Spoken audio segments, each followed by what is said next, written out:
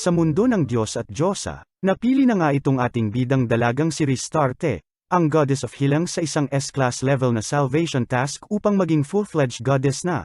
Nalubos kinabigla at kinabahala nito, rekta takbo na nga ito sa bahay nito kung saan lubos ng problema at S-rank nga raw ang difficulty level ng salvation task na naiatas sa kanya. Sa tanan nga raw ng 100 taon niya dito sa Unified Divine Realm ay nakaligtas naman na siya ng mahigit 5 mundo na di karamihan kumpara sa mga typical na gods ang goddesses na nakakasampu mahigit.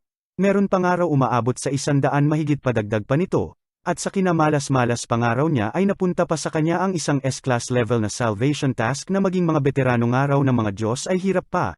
Nalubos nitong kinataranta. Dito nagsimula na nga itong mamili ng hero niya na mas gusto nitong galing sa Japan at mabilis nga raw ang pick-up ng mga taong nagmula rito pagdating sa usapang isekai. Bagamat mamimili na nga lang ay todo nahirapan pa ito at sa mga pangalan nga raw ay nalilito hanggang sa dito sumalaksak na nga sa pagmumukha nito ang isang papel kung saan lubos nitong kinamangha dahil sa pangmalakasang stats na nakapaloob dito sa kabila ng level ng taong nakasulat dito. Nagningning na nga ang mga mata nito sa tuwa at nahanap na nga raw niya ang The One at wala nang inaksayang oras pa rekta Cinnamon na ang kanyang prospect na hero, kaonting drawing, kaonting spell and boom, lumutang na nga ang hero nito na nagngangalang si Ryu Uguin Seiya. Tululaway na nga ito't poging paparaw ang lalaki kanyang nasaman sabay lubos pinagpantasyahan pa nga ito ngunit natigilan ng mapagtantong bawal nga pala ang pag-ibig between tao at mga Diyosa.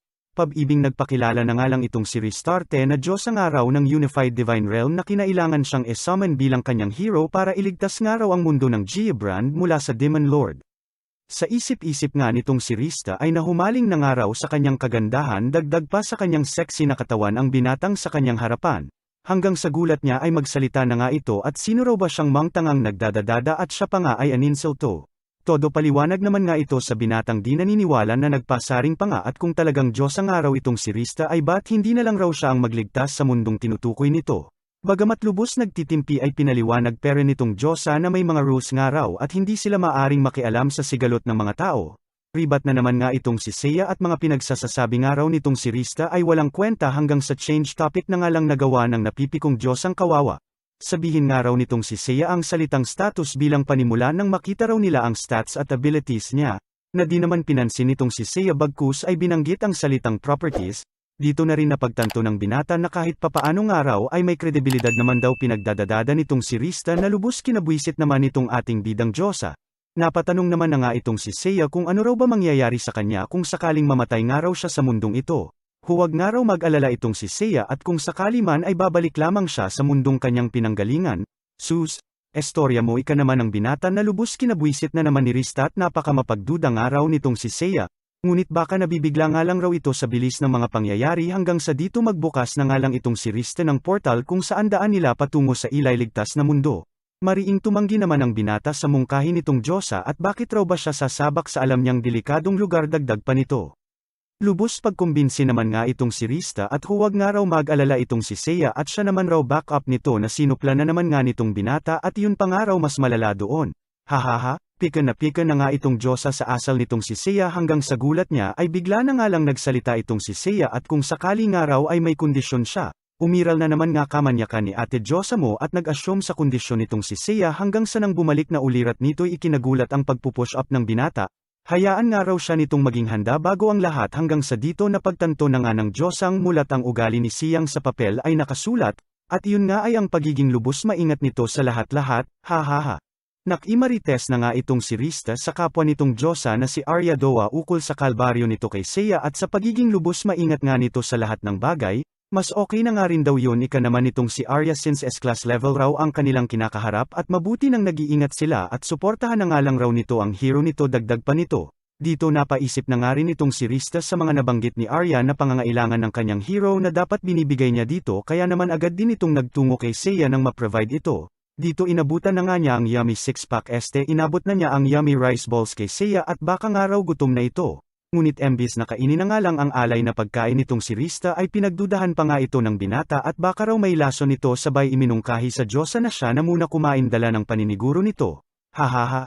Dito ibinigay niya na rin kay Seiya ang mga pangunahing pangangailangan nito sabay pinaalalahanan ang binata na tawagin na nga lang raw siya nito sa oras na handa na ito sa pamamagitan ng buzzer na ibinigay nito at hindi nga raw siya pupunta hanggat di nagri-ring ito. Ano pa nga ba't pinagdudahan na naman ito ni Seiya at baka may laman nga raw itong bomba sabay walkout na lang si Ate Diyosa mo, hahaha. Ilang araw na nga ang nakalipas ngunit wala pa ring paramdam itong si Seiya na lubos pinag-alala nitong Diyosang dalaga kaya naman napapante na ito rito, mukhang kinakain naman nga raw nitong si Seiya ang mga rasyon niyang pagkain dito kaya naghintay na lamang ulit. Inabot na nga ng isang linggo nang magparamdam na itong si Seiya na siyang agarang pinuntahan na nga nitong si Rista. Laglag pasador na naman nga si ate mo nang makita ang bagong ligong binata sabay kabig at training nito ay kinumusta. Hahaha, hanggang sa dito lubos kinagulat ang naabot na antas ng binatang nagtraining nang di man lang lumalabas. Nakukulangan pa nga rito si Seiya kaya naman dito nagbukas na ulit ng lagusan itong si Rista sabay kinaladkad na ang binata sa portal na kanyang gawa. Nang makatawid ay una nang ang pinuntahan ng dalawa ang pinakamalapit na bayan sa mundong kanilang napuntahan. Pakaway-kaway naman nga itong si Rista sa mga taga-bayan na nasupla na naman nga nitong si Seiya at ang kapal daw ng mukha nitong makipagnitian sa kabila ng malabold star daw nitong pormahan. Hahaha, umiral na naman nga kapraningan nitong si Seiya at maaaring halimaw nga raw na nagbabalat kayo lamang si Manong at kung ano-ano pang ang paratang nito na kinairita na naman nitong si Rista, hanggang sa dito isang batang paslit na nga ang lumapit sa kanila na binati ang ating bida. Sige nga ngayon mo pa iralin tupak mo sa inosenteng bata na yan paghahamon ni Rista sa natahimik na si Seiya. Hahaha, dito na nga rin sila nagtanong ng pamilihan ng mga sandata na siyang tinuro din naman ng kayat-kayat na batang gala. Rekta namili na nga sila ng armor kung saan lubos kinagulat ng Dayasa at 3 pares nga ang kinukuha nitong si Seiya. Paliwanag naman nga nito na ang 2 pasobra ay spare niyang araw kung sakaling masira ang suot niyang armor na lubos kinabwisit na naman nga nitong si Rista kaya siya na lamang namili para dito't aabutin daw siya siyam-siyam sa tama ng binatang ito, hahaha. Pormado ng araw ang gago na rekta namili na naman nga ng kung ano-anong damo at gamot at baka mga halimaw raw ay siya nilang makalaban at magpangabot. Bida-bida na naman nga itong si Rista at magtiwalang araw itong si Seiya sa kanya at veteranong navigator nga raw siya at sinisigurado nga raw niya na mahihina lamang halimaw sa lugar na yon na siyang sinipla naman agad nitong mapagdudang bida natin at wala nga raw siya tiwala sa pabeterano-veterano nitong si Rista. Hahaha, bigla na nga lang rin sumausaw itong bata at safe nga raw sa kanila na maging siya ay nakakapaglakbay papuntang kabilang bayan ng ligtas. May pilakit charm pa nga itong ibinigay kay Seiya na binanatan na naman itong cursed item raw na napigilan naman agad ni Rista kaya di narinig ng bata. So ayun na nga, nagpatuloy na ang dalawa sa kanilang paglalakbay at dito na nga nila nakasalubong ang isang mumunting pangit na slime. Bagamat kalmado lang itong si Rista at simpleng halimaw nga lang raw ang mga slime ay puno pera ng pag-iingat itong si Seiya. Hanggang sa gulat nga nitong Diyosa ng banata na nga ito ng binata ng pangmalakasang atake na sobra-sobra nga raw para sa isang slime lamang. Di pa nga dito natapos at baka nga raw buhay pa ang halimaw kaya nagpakawala pang muli ng isang pangmalakasang spell itong si Seiya, abat di pa nga nakantento ang binata at di nga raw yun sapat kaya binirahan ulit ng isang mala atomic bomb na spell ang minalas-malas na slime, at nagpaulit-ulit pa nga ito hanggang sa mukhang nakantento naman na ang binatang may tama na nagpasaring pa na mabuti na nga raw ang nag-iingat, buisit na baliw, hahaha. Habang nagdedebate pa nga ang dalawa ay bigla na nga lang lumutang ang isang demonyong didi na tinubuan ng katawan. Isang araw siya sa 4 na Heavenly Kings at pinadalang araw siya rito ng Demon King nang maramdaman ang pagsaman ng isang hero. Lubos na kinagulat naman ito ng dalawa lalo na itong si Rista na mas kinagulat ang agarang pagtakbo ni Seiya mula sa kalaban ng maska nila ito. Takbo na nga lang rin itong Diyosa mo samantalang napangisi na lang itong kalabang demonyong didi sa pagka-cute-cute na hero, hahaha. Speaking of cute, 99.9% ng nagsusubscribe sa Recap Candy ay puros cute daw. Yung natitirang porsyento puro pa cute lang daw. Hahaha, love you, salamat. Todo takbo na nga ang dalawa sa demonyong dead-eng nagwawala, sabay dito iminungkahi na nga nitong si Seiya na batsi na muna sila sa ngayon at gumawa na nga muna raw ng portal itong si Rista nang makabalik na sila sa Divine Realm. Sa pagmamadali nga nila ay nagkatisod-tisod pa itong mangtangang Diyosa na siyang nagbigay daan naman para makapagbitaw ng atake itong si Seiya at ayon, rekta takas na ang dalawa, wala naman nangang nagawa ang kalaban sabay bante ng tingin sa bayang kanilang pinuntahan. Nakabalik naman na nga ang dalawa sa Divine Realm kung saan balibag agad ang natamo nitong si Rista at nakadagan sa gentleman nating bida. Sabay pinalabas na nga ang Diyosa at magsisimula na nga raw siya magpalakas at may kataasan daw ang antas ng kalabang watermelon ay wagas, hinte mode na naman nga itong Diyosa mo ngunit sa inip nga nito ay sinubukang silipin ang estado ng kanyang hero sa pamamagitan ng bowl ang kristal na ito.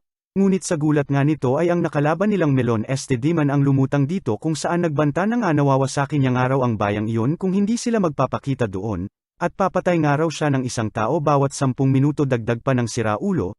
Nabahala naman na nga itong si Rista kaya agarang pinuntahan na nga ang nagtitraining pa na si Seiya. Bagamat pinaliwanag na nga nito kay Seiya ang sitwasyon ay nang ibabaw pero ang kagustuhan nitong magpalakas muna bago ang lahat since mabagal naman raw takbo ng oras sa Divine Realm kumpara sa iba't may oras pa naman raw sila. Kung ano-ano na nga pinagsasasabi nitong natatarantang si Riste kay Seiya na tinawag pa nga nitong duwag at nagkamali nga raw siya sa pagpili rito bilang hero, depensa naman nga nitong si Seiya na kung sakaling siya ay mamamatay as mas malala nga raw ang mga mangyayari. Bukod sa bayan ay pati buong mundong iyon nga raw ay makokompromiso dagdag pa nito na lubos kinagulat nitong si Riste dahil naghahanda na nga ito. Mas kinagulat pa nga nito nang makita na mas lumakas na nga itong si Seiya sa ikli ng oras lang ng training nito.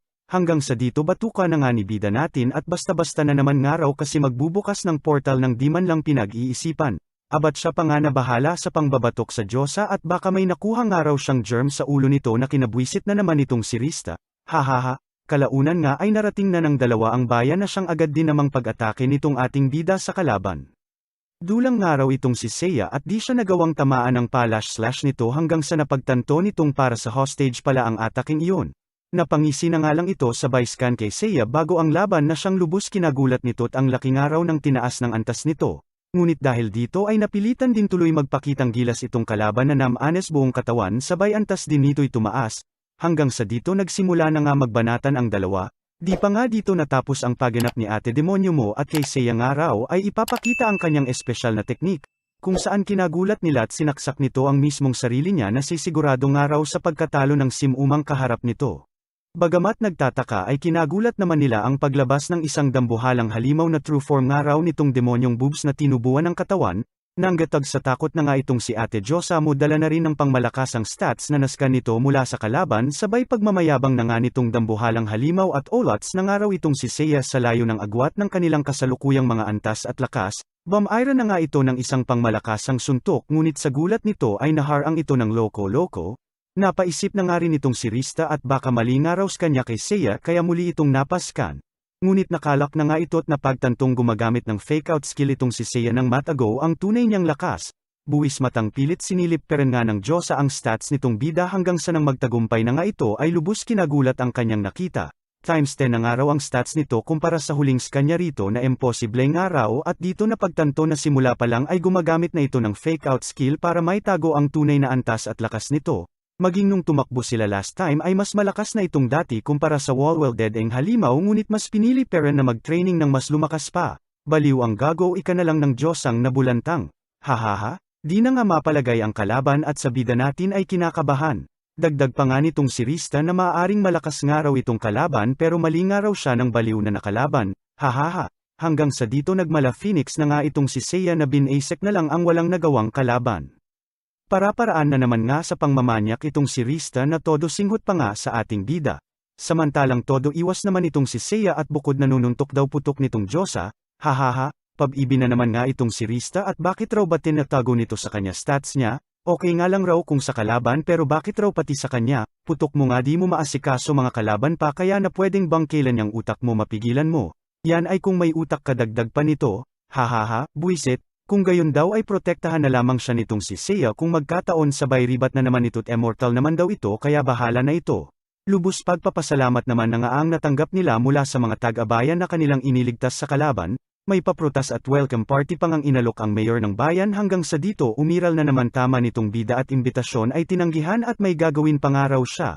Kilig na kilig naman itong si Rista at wala nga raw inaaksayang oras itong si Seiya at rekta sunod na bayan na nga raw sila hanggang sa dito bumulantang na nga sa kanya ang nagwawalis na si Seiya na inipon ang abo ng kalaban, ano pa nga ba't Hellsfire na naman ang hayop sa walang muwang na abo ng kalaban, hahaha, wag nga raw silang makampante at maaaring mabuhay pa ang kalaban at dito nagmistulang MP na nga ang bayan, di pa nga nakentento ang baliw at binanat-banatan Peren ang abo na nagkadesunog-sunog na pati mga tao, hanggang sa ayon, sunog pati kaluluwa ng mga multo dahil sa kagagawa ng hype na gago, hahaha, at dito lubos nagmakaawa na nga ang mayor na umalis ng araw sila sa bayang iyon. Buisit na naman nga itong si Rista at tinalo pa nga raw ni Seiya ang Demon Lord sa pagwasak.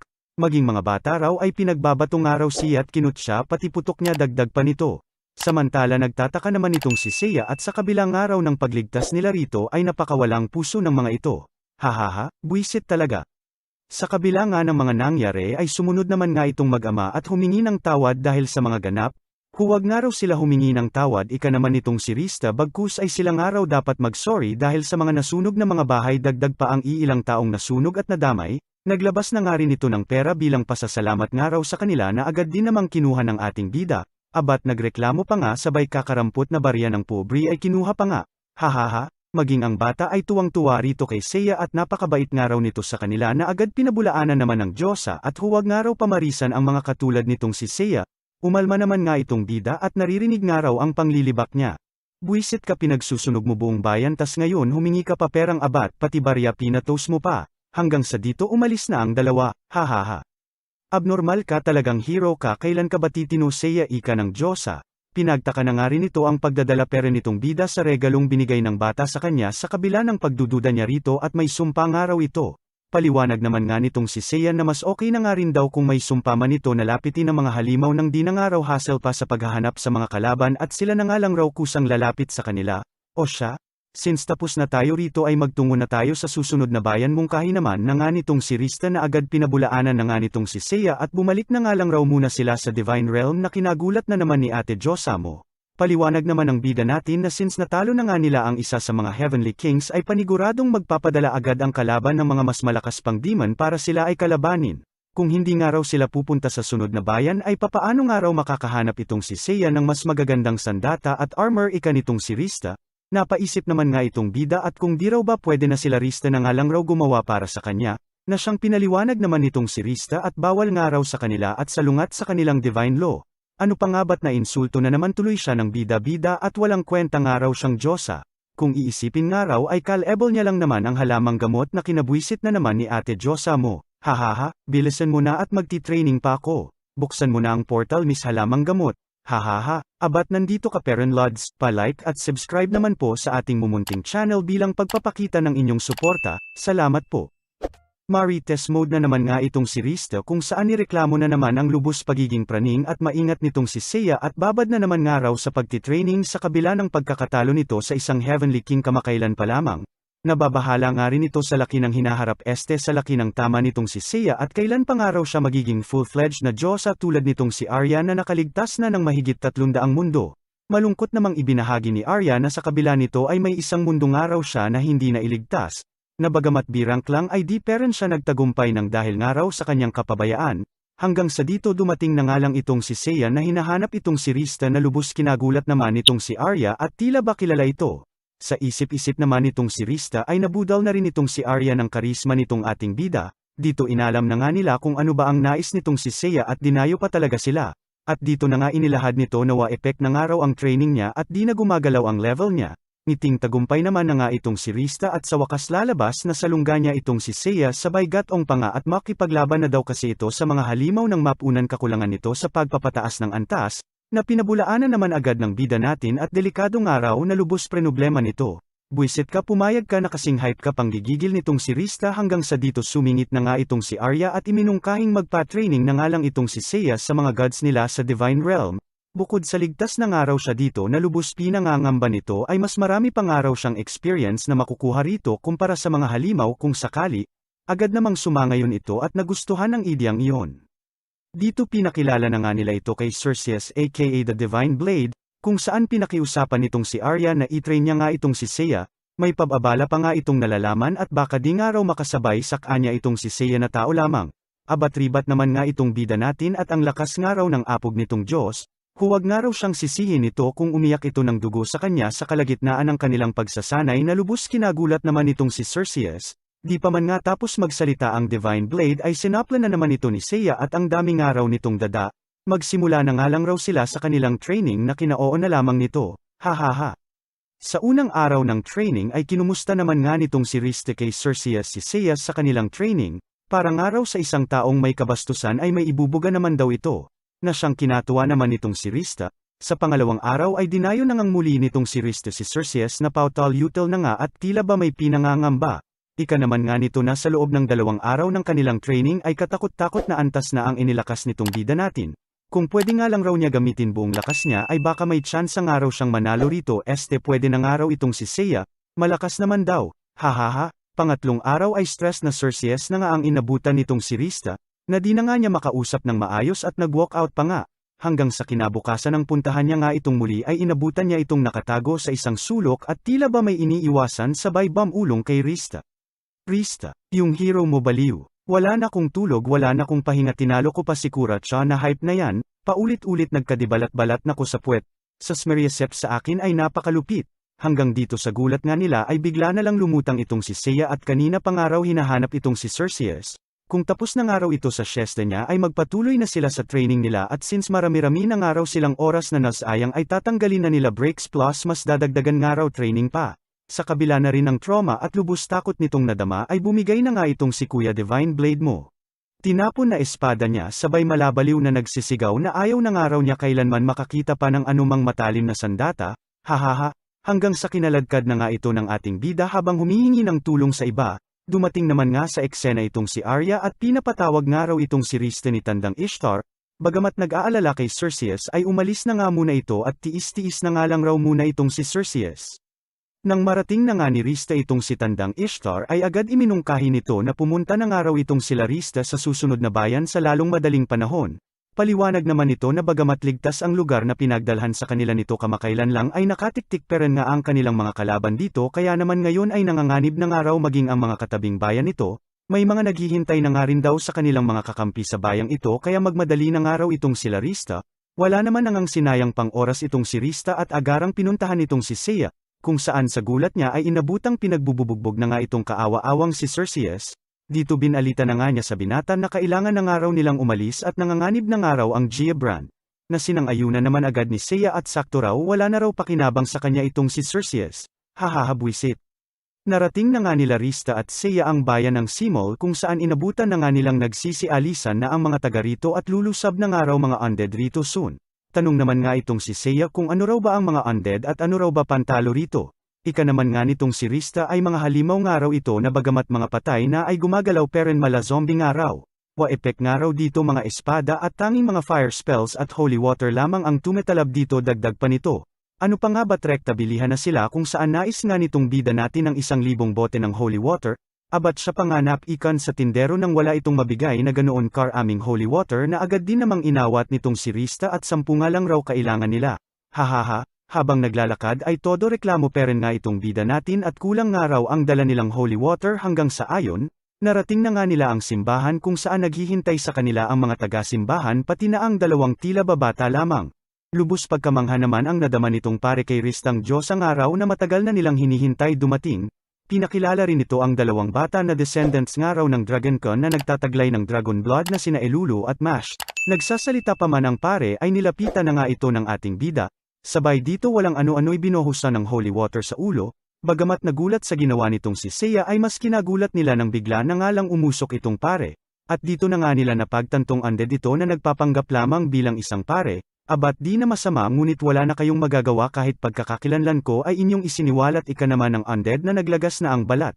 Aksyon naman agad ang dalawang batang Dragoncon at sa undead ay humarap, punta naman nga agad itong si Rista kay Seiya at tulungan nga raw nito ang dalawang paslit. Huwag nga raw mag-alala itong si Rista at ginawa na nga raw niya ng paraan at kalaban ay pinaghandaan. Hanggang sa dito bigla na nga lang nagkagutay-gutay katawan nitong undead na lubos nilang kinagulat at paano nga raw ito ginawa ng bida natin nang di man lang nila nakitang gumamit ng espada. Maging si Rista ay namangha at ito na raw ata ang epekto ng naging training nito kasama si Cerseus. Ngunit mas importanteng tanong nga raw ngayon ay kung papaano nga raw nalaman nitong si Seiya na si Father ay undead na agad din naman nitong sinagot at simple nga lang raw. Ito nga raw ang pinakagurang sa kanila na sigurado lampa at pinakaunang mabibiktima ng undead. Na kinabwisit na naman itong si Rista at anong klaseng mga rasuna na naman nga raw yun. Mga tanga, ika naman ang undead na nakabulagta, papunta na nga raw lupo ng undead sa kanila kaya puksa na nga raw sila. Dagdag pa nito na higit 10,000 nga raw ang mga ito at kinabukasan ay siya nga raw nilang asahan. Abat kung di rin naman may katangahan itong undead ay nalaman na tuloy lahat nitong si Seiya ang kailangan niyang impormasyon rito kaya naman ayon. Wala na raw itong pakinabang sa kanya. Nang marinig nga ito ni Rista ay agad nitong hinayla ang lahat palabas ng simbahan, nagkadisab-sub-sab-sab na nga ito sa pagsabog na gawa na naman nitong bida nating umiral na naman pagiging lubos maingat at sisiguraduhing undead ay abo at sunog lahat. Ano pa nga ba at nawasak na naman lahat sabay banat pa nga nitong walang hiya at huwag na nga raw sila mag-alala at wala na nga raw ang kalabang nakaharap. Hahaha, bagamat nawiwirduhan sa ating bida ay muling nagpakilala naman na nga itong sila Elulu at Mash kay Seiya. na naglabas na naman nga ng holy water na lubos nilang kinagulat at sobra-sobrang napakamapagdudang hero nga raw nitong ating bida, maging si Rista nga ay pinagdudahan pa nito, hahaha, inesken na nga rin nila itong dalawang bata at nang malaman na antas nito ay mababa, ay siyang babari ng tingin dito ng bida natin at tulong nga raw ng mga ito ay di kakailanganin. Abat syempre sisingit na rin ako at makikiusap rin, na ang like at subscribe natin ay pakipindot na rin. Yan lang naman ang aking mumunting mithiin, hahaha, salamat. Matapos nga ang mga kaganapan ay dumating na sa eksena itong mga kawal Malapules Pilipinas na laging huli sa bakbakan darating na lang kung kailang tapos na ang laban, abat sila pa nga napagbintangan at silang araw ay iimbestigahan.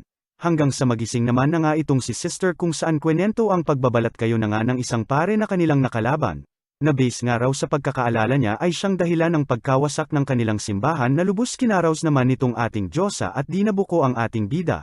Dagdag pa nga nito na may 10,000 undead nga raw ang lulusab sa kanila bukas ng umaga at nagpapasalamat at buti nga raw ay nandito ang hulog ng langit na Diyosang si Rista pati na rin ang kaagapay nitong hero na si Seiya. Agad namang humingi ng dispensa itong mga kawal sa naging asal nila sa ating mga bida. Sabay humingi ng tulong sa ating bida na tulungan nga raw sila nito sa pagsugpo sa mga undead na kalaban nito. Magkano, ika na nga nitong si Seiya sa mga kawal ng bayan na bagamat nawiwirduhan sa ating bida ay sinigurado naman na may karampatang gantimpala nga ito mula sa kanilang kaharian, ano pa nga ba at pasiguro na naman si kuya mo at gawan nga raw nila ito ng kasulatan ng sa huli ay walang mangyaring takbuhan, hahaha. Dumagdag pa nga sa gulat nila nang sabihin na nga nitong si Seiya na huwag na nga raw silang sumama at sa bayan na nga lang raw sila at magsilbi nitong depensa, sumama na nga rin daw itong dalawang bansa at nakasama niya na magiging pabigat lamang na lubos kinabwisit na naman nga nitong si Mash sabay pasaway na nag-walkout at aabangan ang mga undead sa bukang liwayway. Dumagdag na naman nga itong si Rista at mas okay nga raw na mas marami sila at nang may tulong mula sa iba na agad pinabulaanan naman nitong ating bida at di nga raw kailangang may magsakripisyo at mamatay pa. Kinilig na naman nga si Ate Diyosa mo at maaaring iniisip nga lang raw nitong si Seiya ang kaligtasan ng iba, maiwan na nga rin daw itong si Rista ika nitong bida at di nga raw niya kailangan ang walang kwentang Diyosa na lubos kinaloka na naman ni ate mong nabanata na naman. Hahaha, nabwisit na naman nga ito sabay nagpalabas ng pakpak nang masundan ang herong nais nitong masapak. Bagamat todo effort si Ate Diyosa mo ay sadyang mabilis talaga ang gago, at sa gulat nito at kinilig na naman nga ang mukhang pato nang balikan na nga siya nitong si Seiya. Assuming na naman nga si Ate Diyosa mo na todo nagkaunat-unat pa sa pag-abot ang muso hanggang sa bigla na nga lang nagkawalwal-walwal suso nang sa paglipad hero ay biglang bumugso, hahaha, nagkadipanot-panot na nga rin pakpak nito na lubos kinabwisit na naman ito hanggang sa dito maaninag na nga nila ang lupon ng kalaban na nagmamarcha sa kalayuan. Dito nagpalabas na nga itong si Seiya ng isang dambuhalang bulalakaw na lubos kinagulat nitong si Rista, na siyang binato nito sa lupon ng mga kalabang undead na kinasupil ng mga ito. At syempre, mawawala ba naman pagiging sigurista nitong hype na ito na binanatan pangang muli ng isa pang bulalakaw ang mga tunaw ng mga kalaban na lubos kinamangha naman nitong si Rista at kung ganito nga raw kalakas na itong si Seiya ay basic na nga lang raw ang Demon Lord kung sakali man. Nang makabalik na nga sila sa bayan ay binalita naman na nga nitong si Elulo na nawawala nga raw itong si Mash 2 araw na mahigit ang nakakalipas. Huwag nga raw mag-alala itong si Elulu pagpapalakas loob naman itong si Rista at naubos naman na raw nila ang mga undead na kalaban kaya wala nga raw mangyayaring masama rito kay Mash. Kinumusta na nga rin nila itong si Seiya na nagkukulong na naman nga raw sa kwarto nito, na namumroblema na naman nga at kulang nga raw ang buhok ng goddess na panghalo niya. Na base nga raw sa mga eksperimento niya mula sa kinulektang buhok at bulbul nitong si Rista ay nagpapalakas ng kanyang sandata. Kaya dito iminungkahi na kakailanganin niya nga raw ang mas marami pang buhok nitong ating Diyosa na lubos kinabwisit na naman nga nitong si Rista. Sa gitna nga ng kanilang usapan ay may biglang dumating naman na parcel mula JNT nga raw, nakapangalan raw sa hero kaya tiwala naman raw siya. Bagamat lubos pagdududa na naman nga itong bida natin ay tinanggap na lamang at naawa sa bangs ni ate mong pinagtripa ng barbero nito. Hahaha, tuwang-tuwa naman nga itong si Rista at sosyaleng salamin ang laman ng parcel sabay dito nagulat nang makita ang isang nakagapos na bata. Dito nagpakilala na nga itong si Death Magla na isang araw sa 4 na Heavenly Kings at hostage nga itong si Mash na lubos nilang pinag-alala. Nabahala naman itong si Rista at panong buhay pangaraw ito sa kabila ng pag-ublira nila rito kamakailan lang. Kwento naman nitong si Death Magla na kinokontrol niya lamang ang mga undead mula sa malayo at ngayon nais magaganti sa sinapit ng kanyang mga alagad na zombie. Imbis na magmakaawa sa kanyang buhay ay inilahad nitong si Mash ang kanyang paghanga sa hero sa kabilang araw ng pagiging gago nito at iligtas na nga lang raw nito ang mundo. Namangha naman nga itong si Seiya sa lakas ng loob nitong bata at dahil dito ay sinabing pwede na nga raw niya itong tagadala ng gamit niya. Bagamat naguguluhan sa banat nitong bida ay tinuloy na nga nitong kalaban ang balak niya hanggang sa gulat nitong bungo ay nahiwa ni Seiya ang braso nito bagamat nasa ibang lugar o dimensyon nito. Paliwanag naman nga ni Seiya na ginamit niya rito ang teknik niya na Dimension Blade na kayang humiwa ng kung saan man sabay dito nagmadaling pumunta sa Divine Realm. Bilasan nga raw nitong si Rista at bagamat mabagal ang oras dito sa Divine Realm ay kakaunti lang daw oras nila para mailigtas itong si Mash. Oy, ikaw ba head goddess sa lugar nito? Ika na nga nitong si Seiya na wala man lang kutsa-kutsara kay Ishtar. Hahaha, ituro nga raw nito ang lugar kung saan nakakulong itong si Mash. Natawa na nga lang itong si Ishtar sa asal nitong ating bida at sinabing bawal nga raw silang makialam. Gagawa ka lang naman ng portal sa lugar di ko sinabing sumama ka at makipaglaban, tanga mo naman. Ika ng bida sa matandang walang bagang. Hahaha, buwisit talaga tong bida-bida, pinagbigyan na nga lang ng matanda ang bidang kinyulang sa aruga. Na bagamat bastos ay nagpasalamat din naman na kinabwisit nitong si Rista at tila tropa lang ang kausap ng mangmang. Rektakuta na nga ng kalaban ang dalawa at dito inabutan si Mash na bogbog sa pagmamalupit nitong si Death Magla. Kinagulat din nila ang nakaprotektang itim na apoy rito at mga pisikal na atake nitong si Seiya ay walang epekto. Dito nagdadadada na nga itong si Death Magla at ang pangalan nga raw ng kanyang likha ay Dark Furnace at ang pinakamalakas nga raw na Fire Attribute Monster pagmamayabang pa nito. Di naman nga makapaniwala itong si Rista at undead nga raw itong si Death Magla at papaanong nagagawa nitong makapaglabas ng Fire Attribute Monster. Tatanga-tanga nga raw itong si Rista ika na nga nitong si Death Magla na lubos kinainis ng Diyosa sabay monster ay eneskan at nang malaman ang taglay nitong kahinaan. Ngunit sa gulat nga nitong si Rista ay wala siyang makitang kahinaan dito bagkus ay halos immune sa lahat at tanging ice magic lamang ang tatalab sa nagliliyab na kalaban. Tawa-tawa pa nga itong kalaban habang pinapaliwanag ang tanging paraan para kanyang Dark Furnace ay malabanan at matapatan. Pasalamat naman nga itong si Seiya sa effort nitong panot sa pagpapaliwanag ng kanyang nilikha sabay dito lubos pag-aalala na nga nitong si Rista at kabaliktaran nga raw ng fire magic nitong si Seiya ang kakailanganin nila para kalaban ay mapatamba. Buong pagmamayabang na naman nga nitong si Death Magla na kaya niya nga raw sinabi sa kanila dahil alam niyang wala namang laban itong ating bida at nang tuluyang mawala na sila ng pag-asang lumaban. Hanggang sa dito umatake na nga itong si Death Magla na buong tapang namang hinarap nitong si Seiya na di man lang kumurap, at dito kinagulat na nga nila at papaanong umepekto ang suntok nitong gago. Paliwanag naman nga nitong si Seiya na pinaghandaan niya na nga raw ang mga sitwasyon kung saan di siya makakagamit ng sandata, paano nga raw kung mabali espada niya, paano raw kung manakaw, paano raw kung kalaw-angin o kaya lumutin edi siya dagdag pa nito na lubos kinatulala na lang ng mga ito. Hahaha. Mas kinagulat pa nga nitong si Death Magla nang magawang makagamit ng ice magic nitong si Seiya na imposible nga raw hanggang sa mapansin na nga nila ang suot nitong bracelet na aparatong nagbibigay nga raw ng ice attribute. Paliwanag naman nga nitong si Seiya na ito na nga raw resulta ng mga ginawa niyang aparato gamit ang nagkalat na buhok nitong si Rista.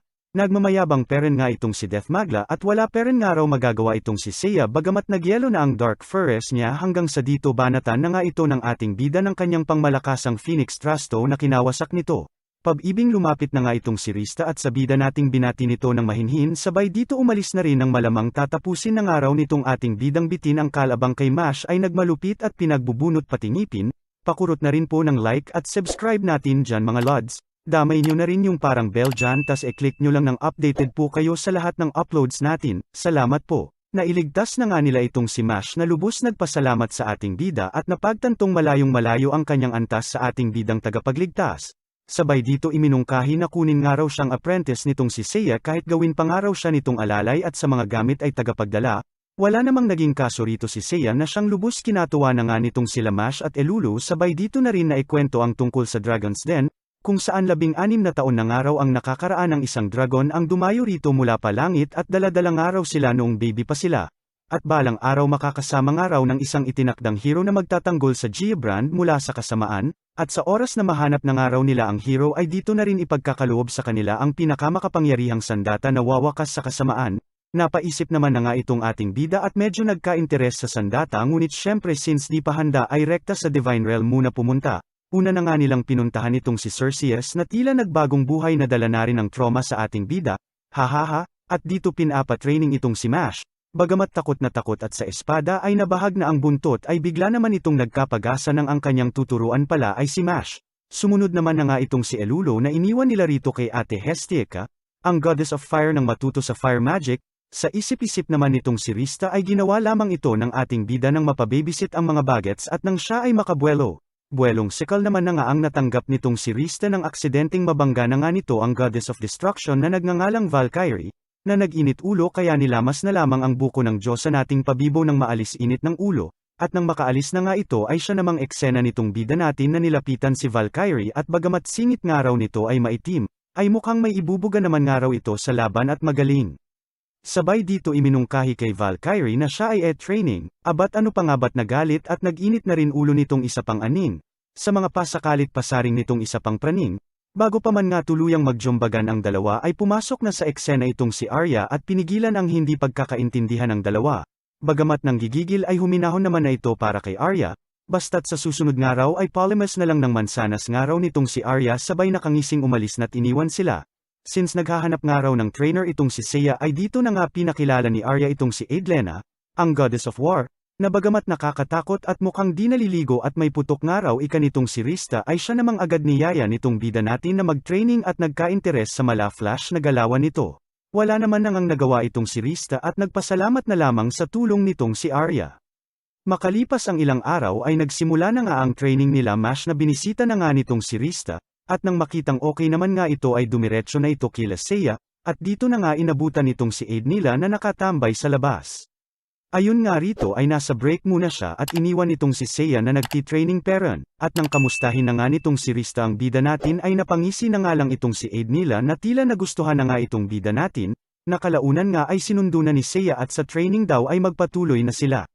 Sa sumunod na araw ay inabutan na nga nitong si Rista na magkasama itong si Mash at Seiya na lubos nitong pinagtaka, at nang umalis na nga itong bida natin ay agad namang tinanong na nga nitong si Rista kung ano raw ba pinag-usapan nila ni Seiya.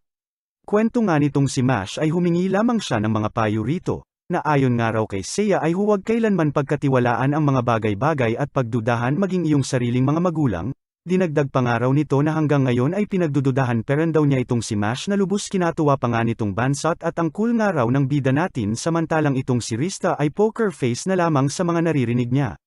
Rekta kila Seiya na nga ulit itong si Rista na nagtatakang inabutan na nga itong si Aid nila na nakapormat tila nagpapaganda.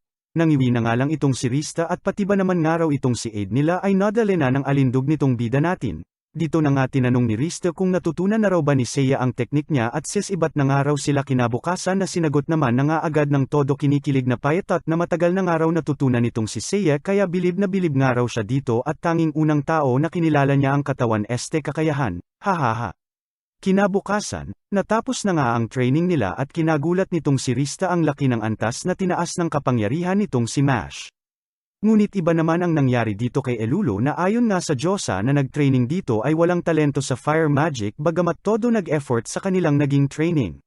Rekta kila Seiya na nga sila na inabutan nilang naghihintay at nagpapahintay nga raw si Aid nila hanggang sa gulat nila nang lumutang na nga itong si Aid nila na todo naka-makeup at rekta niyakap na nga itong si Seiya.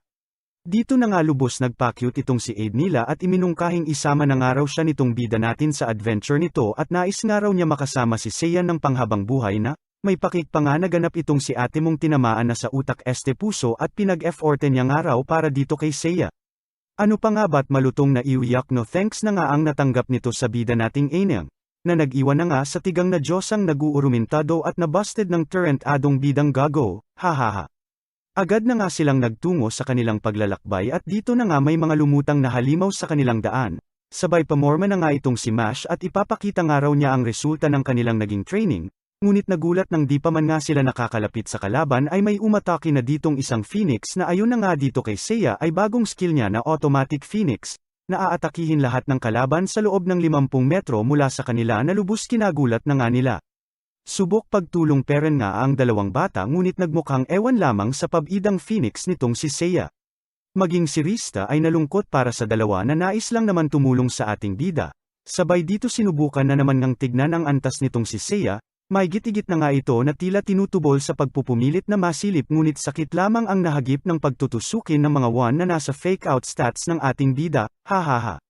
Dumaan na nga rin sila sa isang nayon para bumili ng mga torch at kalaunan nga ay bigla na lamang nagsalita itong sila Mash nang magliwanag na nga ang mga crest nila sa kamay na nangangahulugan nga raw na malapit na sila sa Dragon's Den at siyang tunay nga ay nasa kabila lamang nila. Agad na nga nilang pinasok ang kuweba at dito bumungad na nga sa kanila ang isang malaking pinto na mabubuksan gamit ang seal nila Mash at Elulo.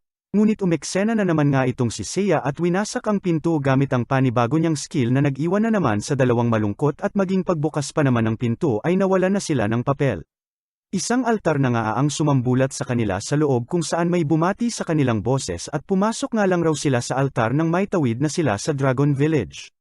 Ano pa nga ba at umiral na naman ang lubos pagiging praning nitong bida natin at tenesting muna ang isang butiki at nang makitang okay naman ito ng ibalik ng mga taga Dragon Village ay saka na lamang pumasok itong si Seiya kasama na nga ang buong tropa. Isang Dragonaut na nga ang sumalubong sa kanila na nagpakilalang si Lagos at siya na nga raw maghahatid sa kanila sa kanilang leader na si Livier. Habang naglalakad ay pinaliwanag naman nitong si Lagos na tago raw talaga ang lugar nila at makakapunta lamang dito gamit ang Magic Circle. Parehas nga lang raw sila ng lahi nitong sila Mash at Elulu ngunit nagkataon nga lang raw na mas malakas ang dugo ng dragon sa kanila kaya mukha silang mga butiki. Sabay sapla na naman nga nitong si Seiya at kaya raw pala mahihina itong sila Mash dahil kinapos sa dugo ng dragon hanggang sa kalaunan ay binati na nga sila ng leader ng Dragon Village na si Livier, kung saan ginamitan na nga ng mahika itong si Mash nang mailabas nito ang tunay na lakas nito, na ayon dito kay Rista ay 10 beses na nga raw lumakas kumpara sa kanina. At nang bandang nagpresente na nga rin itong si Elulu na gawin nga rin daw sa kanya ang ginawa nito kay Mash ay mariing tinanggihan na nga ito ni Livier at sinabing may ibang gagampanan nga raw itong si Elulu at yun nga raw ay ang maging pinakamalakas na weapon para sa ating hero na tinawag nitong Exation. Ngunit kapalit nga raw ang buhay niya bilang sakripisyo na lubos na nga nilang kinagulat. Dagdag pa nga nitong si Livier na ang 7% nga raw ng mundo ay nasakop na ng Demon Lord at maging sa oras ng kanilang pag-uusap ay walang habas peren ang puwersa nito na sinasakop ang iba pang parte ng mundo, na ayon nga dito ay mawawakasan lamang kung matalo nila ang Demon Lord kaya wala nga raw silang ibang choice sabay bante na naman ang atensyon dito sa natatakot na si Elulu at naiinggit nga raw siya rito at hawak nga raw niya ang kaligtasan ng mundo at karangalan nga raw para sa kanilang mga Dragoncon ang maging natatanging espada na tatalo sa Demon Lord. Minungkahi rin ito na gawin na agad nila ang seremonya sa gabing iyon at sulitin ng araw nitong si Elulu ang huling hapunan niya kasama ang kanyang mga bagong tagpong kaibigan. Nabahala na nga sila lalo na itong si Mash at pinag-alala kung okay lang ba ito kay Elulu, na halatang lubos na babagabag sa mga ibinunyag ni Livier sa kanila, at pilit ngumingiti lamang para sa kanila. Samantala, tila walang paki naman itong si Seiya na bumili pa nga ng speed seeds sa isang street vendor, na sinabihan na nga nitong si Rista na makiramdam naman sa sitwasyon nitong si Elulu, ribat naman nga ang bida natin na obvious naman ang dapat gawin nitong si Elulu na napa-walk out na lang sa sinabi ng ating bida. Kinagabihan ay siyang tunay nga na sinimulan na ng Dragon Village ang seremonyas kung saan may pakain nang ganap ang mga ito. Dito na nga sila inalayan ng mga inumin at pagkain na maging ang maingat nating bida ay napakain. Hanggang sa kalaunan nga ay lumabas na itong si Elulu na senyales ng pag-uumpisa ng ritual. Paliwanag na nga nitong si Livier na merong isang magic circle sa baba ng Dragon Abyss na siya nangang tatalunan ng sakripisyo, kung saan ang dugo at laman na nga ng nahulog na sakripisyo ay siyang bubuo sa espadang Exation. Pilit ng ngiti na naman nga ang bumungad sa kanila mula dito kay Elulu na halata namang napipilitan lamang para maisakatuparan lamang ang nasabing natatanging paraan para kasamaan ay matapos at matuldukan sa pamamagitan ng espadang lubos na makapangyarihan. Di naman na nga nakatiis itong si Mash ngunit walang magawa at pinipigilan ng mga kapwa Dragoncon nito. Maging si Rista ay tumututol na rin dito ngunit mismong mga kapwa Dragoncon nila ay di si Daido at kapwa nga nila ay pinagkalulo. Dahil lamang sa sinasabi ng leader nilang si Raulo. Hanggang sa mismong si Seiya na nga ang pumihil sa mga ito na lubos kinagulat na nga nitong si Elulu. Ayon naman sa pakul nating bida ay hindi niya raw hahayaan na ang tagapagdala niya ng gamit ay basta na lamang maging espada dahil paano pa raw ito makakadala gamit kung espada na ito. Ngunit paano nga raw yung espada na tanging makakatalo sa Demon Lord ika na nga nila na sinapla na naman nga nitong si Seiya at sinabing di naman raw sila nakakasiguro na matatalo ng espada ang Demon Lord na ayon lamang sa haka-haka at istorya nga raw ng butiking mukhang palakang leader ng mga walang hiya. Natawa na nga lang itong si Rista sa banat nitong bida natin sabay binanata na rin ang napikong leader na si Livier, na ililigtas nila ang mundo ng di kinakailangang isakripisyo ang buhay ng kanilang kaibigan. Abat nagalit pa nga ang Gaga at mga sarili nga lang raw nitong sila Rista ang iniisip nila hanggang sa maging si Mash nga ay nagalit na at nag-transform, ngunit sa gulat nila ay bigla na nga lang silang nagtumbahan. Tawang kontrabida na nga itong si Livier at sinabing inasahan na nga raw niya na mangyayari ito kaya naman ang mga pinakain sa kanilang pagkain kanina ay nilagyan niya na ng gamot na pangparalisa na maging spells o antidote raw ay walang bisa. Hanggang sa bandang kukunin na nga nila itong si Elulo ay lubos na nga nilang kinagulat nang makitang ang bida natin ay nakakagalaw pa. At dito nagkwento na nga na di tumalab sa kanya ang gamot ng mga ito dahil umpisa pa lang raw ay duda na siya sa mga ito at mga pinakain nito ay isinuka niya lamang umpisa pa lamang. Sabay dinagdag pa nga na kinakain niya lamang ang mga gawa nitong si Rista na lubos kinatuwa na nga nitong kilig na dalagang Diyosa.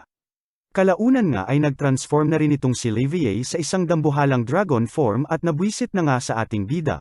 Ngunit nagulat nang maglabas ng espesyal na espada itong si Seiya na tinatawag na Dragon Killer, na inihanda na nga raw nitong bida natin bago pa man daw sila pumunta sa Dragon's Den at baka nga raw mapalaban siya sa isang dragon.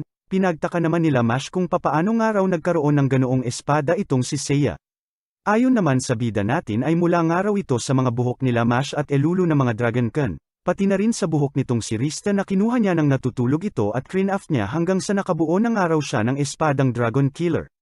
Dito na nga nagsimulang maglaban ang dalawa ngunit natigilan ng magsalita na itong si Levier at di nga lang raw si Seiya ang sigurista sa mundong ito. Sabay inactivate na nga ang death sentence necklace na nilagay ng mga ito kay Elulu, kung saan oras namang itim na nga raw buong kwintas na aabot lamang ng 3 minuto ay katapusan na ng buhay nitong si Elulu. Ribat naman nga itong si Seiya at sinabing bibigyan niya pa raw ng isa pang pagkakataon itong si Levier na tanggalin ang sumpa ngunit mas kinagalit pa lalo ng dragon at sinabing kung nais nga raw nito na matanggal ang sumpa ay dadaan muna siya sa bangkay nito. Dito na nga naglabas ng pangmalakasang apoy itong si Seiya na halos hamati nga sa HP nitong kalaban na lubos kinatuwa na nga nitong si Rista. Bilang sagot sa lakas nitong bida natin ay nag-activate muli ng skill itong dragon na tinawag nitong Ultimate Wall na walang sino man nga raw ang makakagawang batasin. Lubos pinagtaka naman na nga nila nang kumain ng sandamakmak na speed seeds sabay naglabas ng dalawa ng Dragon Killer, at dito pinaulanan na nga ng sunod-sunod na atake ang pagkakunat-kunat na dragon. Bagamat wala itong damage sa dragon ay kilaunay na pagtanto nila na ito'y naaayon sa plano ng ating bida, na nais lamang may tulak ang dragon sa dulo ng Dragon Abyss. Dito nagdadadaldal na nga ang dragon sa kesyo bakit daw ba ito ginagawa ng hero para lamang sa isang walang talento at walang kwentang dragonkin tulad nitong si Elulu na siniplan na nga nitong bida natin at sinabing hindi walang kwenta itong si Elulu dahil mahalagang tagapagdala niya ito ng mga gamit niya. Nanlaban pa nga ito hanggang sa huli ngunit walang pan-apat sa sigurusta nating bida na maging pakpak niya ay pinagbubutas na ng di na magawang makalipad pa, at ayun na nga, tuluyan ng nalaglag ang kalabang dragang bangag. Happy-happy na nga ang lahat at nailigtas na nga nitong si Seiya si Elulu sabay dito lumutang na nga rin ang isang espada mula sa Dragon Abyss, na ayon kay Seiya ay maaaring nagmula sa nawasak na katawan ni Levier at nang sugatan nga nitong si Seiya si Elulu nang mahalo nga ang dugo nito sa espada base sa kanilang ritual ay siyang tunay nga na nagtransform na ito sa isang espada na lubos kinamangha ng mga kapwa dragonkin nito at tinawag na Exation. At ngayon nga raw na nakuha na nila ang espada na tatalo sa Demon Lord ay naisakatuparan na ng kanilang lahi ang matagal na nilang mission kaya win-win na nga raw sila. Ribat naman ang isa sa mga dragonkin na patay na nga raw ang kanilang leader, na pinaliwanagan na nga nitong si Seiya na sigurado raw siya na masaya ang kanilang leader at ito mismo ang nagsabi na karangalan para sa kanya ang ialay ang buhay nila para sa pagligtas ng mundo. Wala naman nangang nagawa ang mga ito at mismong bibig ng kanilang leader ang nagsabi nito. Lubos pasasalamat na nga itong si Elulu nang paalis na sila na may pa-moment na nga dito kay Mash, na pinona na nga nitong si Rista at mag-uusap muna raw sila ni Seiya. Dito na pag-usapan na nga ng dalawa ang pagbunot nga raw nitong si Seiya ng mga buhok niya kahit tulog siya at malay raw ba niya kung saan buhok ito kumukuha, na siniplan na naman nga ng ating bida at buti nga raw may pakinabang siya. Kalaunan ay biglang nagseryoso na nga itong si Rista at sinabing ang espada na kanilang nakuha ay hindi ang Exation, na kinagulat na nga nitong si Seiya at napagtanto nitong Diyosa. Wala nga raw siya maramdamang lakas sa nasabing espada ayon na nga rito kay Rista, na paliwanag na nga nitong bida ay nais niya lamang mapanatag na ang lahat. Prinblema naman nga nitong si Rista kung papaano na nga raw nila tatalunin ang Demon Lord sa ngayong wala nga sa kanila ang Exation. Bahala na nga raw at hahanap na lang raw sila ibang paraan na lubos kinagulat na nga nitong si Rista na nanggaling sa bida nating kilalang sigurista. Like at subscribe ka na rin po Lods para updated ka sa next na pakulo ng bida natin. Hahaha, salamat.